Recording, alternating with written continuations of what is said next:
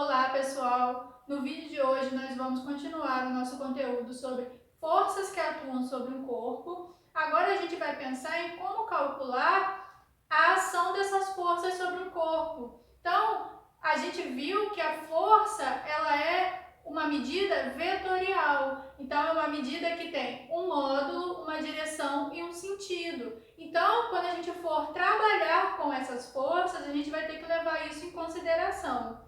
Para a gente calcular a ação das forças sobre um corpo, a gente vai usar a soma vetorial. Então, quando eu tiver mais de uma força atuando sobre um corpo, o que eu vou fazer é uma soma de vetores. Então, nesse exemplo aqui, que eu tenho 4 forças atuando sobre o mesmo corpo, a força resultante que atua sobre esse corpo vai ser a soma dessas 4 forças aqui. Então, a gente representa matematicamente usando essa nomenclatura aqui, ó. A força resultante é igual ao somatório das forças. Esse símbolo aqui representa uma soma na matemática. Então, a força resultante nada mais é do que a gente fazer F1 mais F2 mais F3 mais F4, dependendo da quantidade de forças que atuam ao mesmo tempo sobre um corpo. Então, é isso que está escrito aqui embaixo, ó. A resultante das forças que atuam sobre um corpo será a soma dessas forças. Vamos fazer um exemplo de como a gente vai calcular essa força resultante sobre o corpo.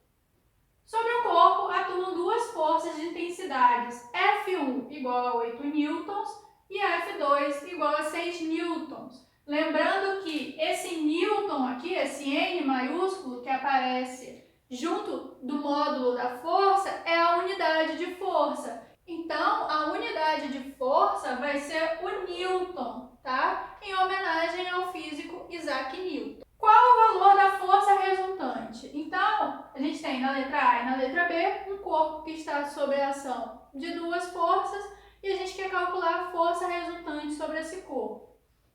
Na letra A, as duas forças estão na mesma direção e no mesmo sentido. As duas forças estão na horizontal para a direita. Então, quando a gente soma dois vetores que estão na mesma direção e no mesmo sentido, a gente vai fazer uma soma.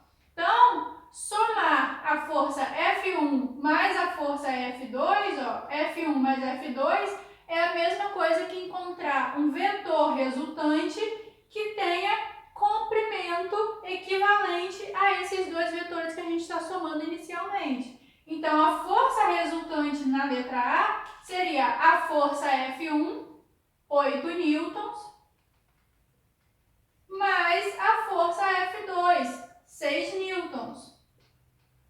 Então, 8 mais 6, 14. A força resultante nesse caso seria igual a 14 newtons. Na letra B, a gente tem duas forças de novo, na mesma direção, as duas estão na horizontal, mas em sentidos opostos.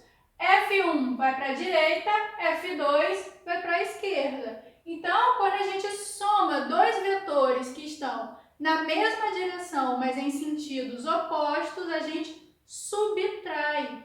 Então, esse F2 aqui que está para a esquerda é o negativo desse vetor F2. Então, a soma vai ser a subtração. Vai ser o vetor equivalente a F1 menos o comprimento de F2.